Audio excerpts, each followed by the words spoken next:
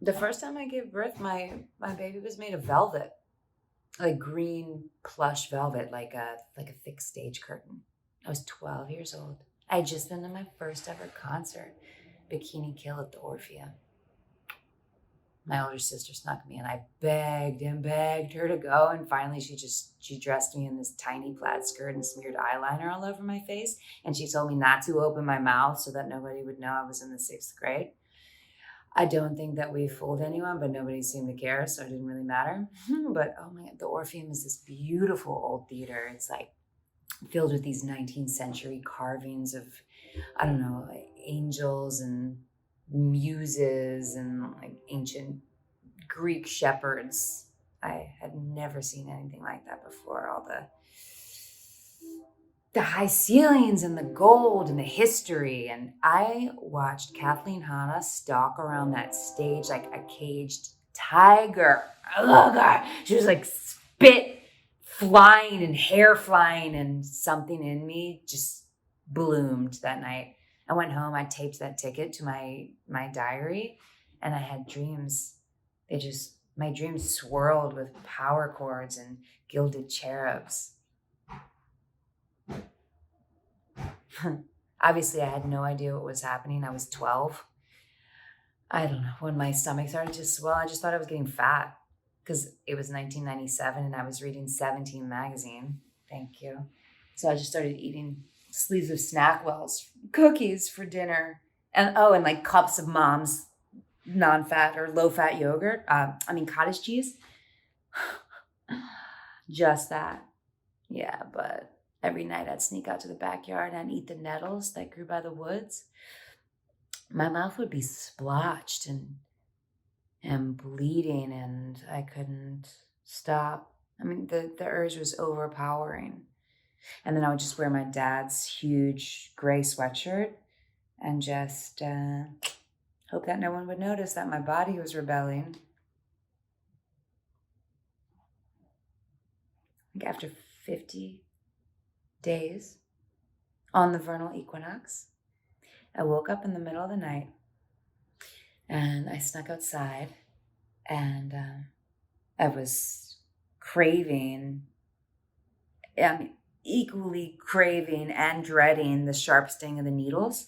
And when I got to that line between where our lawn and the woods met, my stomach lurched and I lay down on the grass and I stared at the moon. I was absolutely certain that I was dying.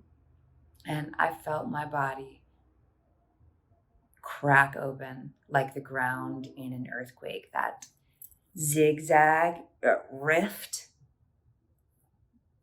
right down the center of my chest. And I opened and I screamed. And there it was, plush and green and silent as an empty theater. And it looked up at me with these soft fabric eyes, and it kissed my cheek, and then it slunk away. It slipped into the night so fast, it already knew how to run now. Oh my God. Since then, I give birth all the time. Like, not consistently. Sometimes I can go a whole year without having anything, but sometimes I'm pregnant every time the season changes. I've made babies from cork, nickel, ivy, clay, feathers, microchips, glass, taffeta, eggshells. I've made so many babies, I can't keep track. And I know my body now, and even though each baby is different, I know what to expect. Like, it still hurts, but the pain feels right. Yeah, it's cleansing, and it's in its own way. Each time I'm totally amazed. Like, the babies are mine, but they don't need me. Sometimes I can be pregnant on purpose, but mostly it's just that there is something in the universe that wants to become solid, and it finds me, and I make it real. Yeah, my babies just need some place to grow and be warm. And they need something that my body can give them. I love to watch them run or crawl or fly or float away. And sometimes when they go, I don't know if I'll ever see them again. But every now and then I do catch a glimpse of them, like rustling over in a bush, or sometimes like hiding on the blade of a ceiling fan. And that is the best feeling in the world.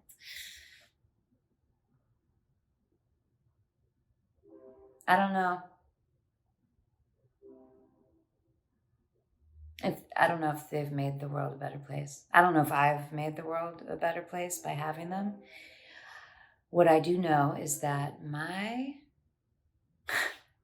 there's something in me that's strong and full and exploding with life, and it can't be stopped. I can make anything.